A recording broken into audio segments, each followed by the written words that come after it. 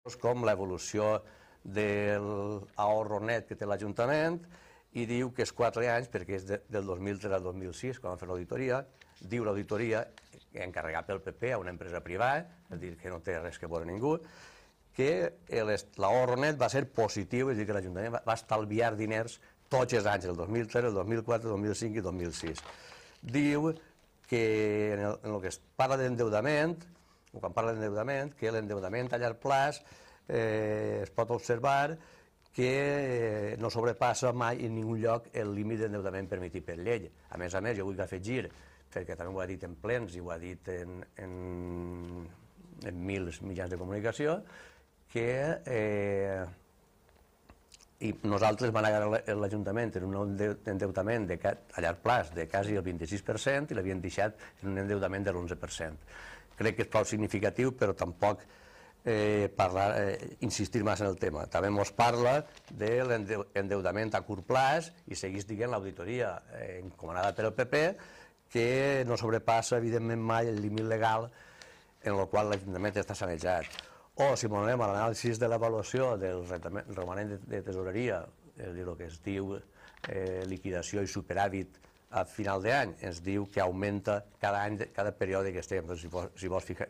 veuràs que 2003 104.000 euros, 2004 142, 2005 169 i 2006 187.000. Evidentment,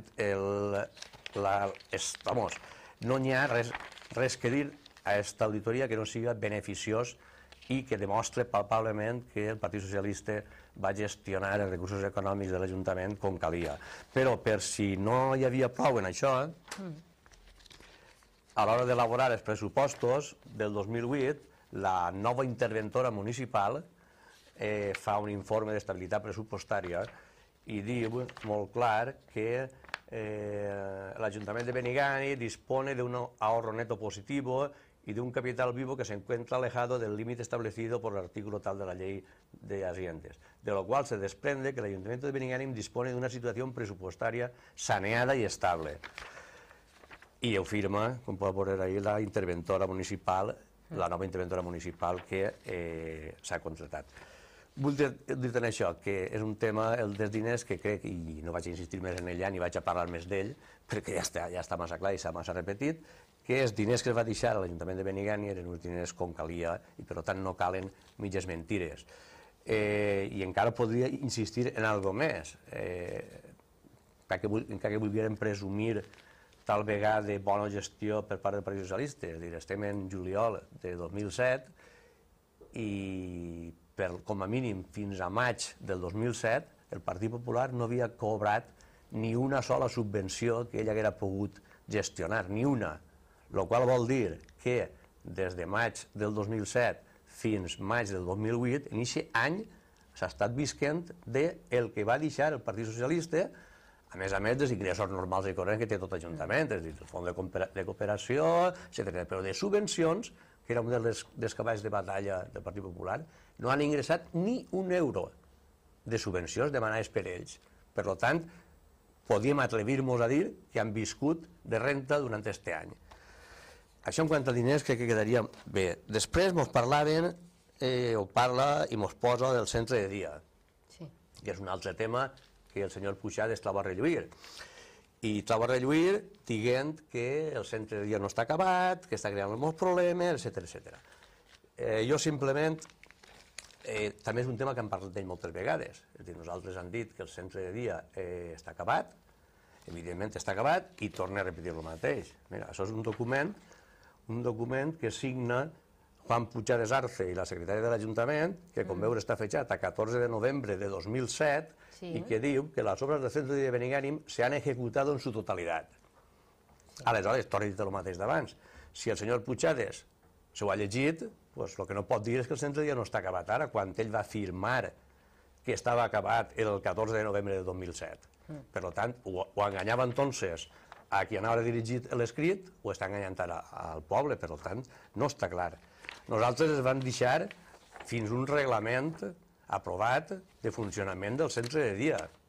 que se podien utilitzar. I després, el que més, diguem, que fa indignar d'alguna manera al grup socialista és el fet que s'atrevisca a dir, el senyor Puigades, m'imagino que ha assessorat per el senyor Gallego, que és l'altra persona que practica més tot el tema de calúmnia que algo queda, s'atreveix a dir que ha anat a Montaverner, al centre de dia de Montaverner, i que l'alcaldessa de Montaverner li ha dit textualment que el centre de dia li costa uns 100.000 euros mensuals. Aleshores, és una miqueta difícil això d'entendre quan nosaltres parlem amb l'alcaldessa de Montaverner i ens diu que el cost que té el centre de dia de Montaverner són entre 45-50.000 euros mensuals, que si dividim per 12 mensualitats i ja no arriba a 4.000 o alrededor de 4.000 euros. Per tant, que ens diga la veritat, si no passa res. Si l'Ajuntament de Benigànim, governat pel Partit Popular, té altres previsions o altres projectes, que es faça, però que no s'excusa, que no diga que no obri el centre de dia, primer perquè no està acabat, perquè és mentira. Segon, perquè el compara amb Montaverner i ens diu això, per tant, no és real, que ens diga la veritat. Això és en quant al centre de dia. Després, ens diuen el centre de dia que està fent el jardí, que estan acabant-lo. Jo crec que tots són, com he dit abans, excuses per a demorar tots els projectes que ha deixat el Partit Socialista i que es ha deixat en totes les garanties, com t'he dit abans. El centre de dia perfectament acabat, reglament de funcionament aprovat i inclús el funcionament per a portar-lo endavant com tal.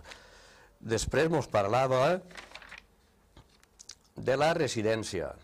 La residència és un altre tema. I tornar a seguir insistint en confondre el poble, contar lo que no és, que si nota aclaratòria que va pillar a Miguel, l'exsecretari, passant una nota aclaratòria al registre de la propietat. Excuses, perquè la realitat no és això, sinó que la realitat és una altra. La realitat és que volen, com he dit abans, retrasar, no executar els projectes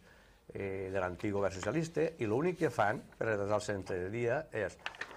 el senyor José Luis Gallego Banyó, regidor d'Urbanisme, per supost que en el consentiment i assessorat pel senyor Puigades, presenten una denúncia en la Fiscalia d'Alzira contra l'alcalde de l'Ajuntament, o l'exalcalde de l'Ajuntament en aquest moment, un servidor, dient que s'havia fet mal, és a dir, tota la història que ens va contar l'altre dia, s'havia fet mal la residència i que, per tant, hi havia una nota aclaratòria, aquesta sí era nota aclaratòria, que seguís dient que la residència, quan se ven a un preu, el solar, molt més alt que s'havia venut des del costat, és a dir, a 65.000 pessetes metre quadrat, que és molt més alt del que es venia, i la nota aclaratòria simplement volia deixar molt clar que la residència, o els 1.000 i pico de metres que s'havien venut a l'empresa, d'ahir tenien que fer una residència que tinguera com a mínim 700 metres, per tant, en 705 metres complia ja els requisits, i a més, el resto de la parcel·la podia dedicar-lo a el que el Pla General considerara convenient. Envien, com te dic, la denúncia a la Fiscalia,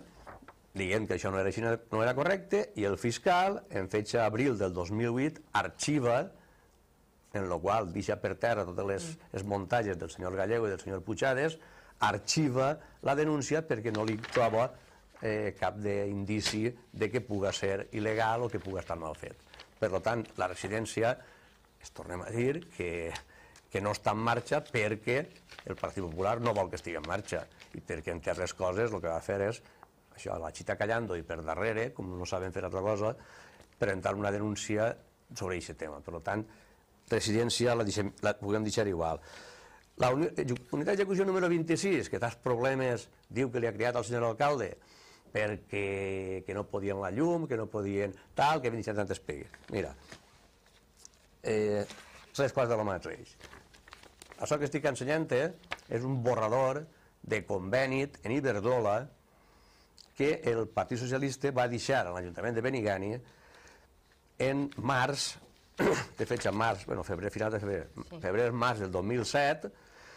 és un borrador de conveni entre l'Ajuntament de Benigànim i l'Ajuntament de la Pobla que tenia que firmar i Iberdrola per a que es fera la línia de Castelló de Rugat a Benigànim que subministrara a totes les unitats d'execució, incluïda la 26, per a que poguera anar funcionant. La 26, com molt bé dia el senyor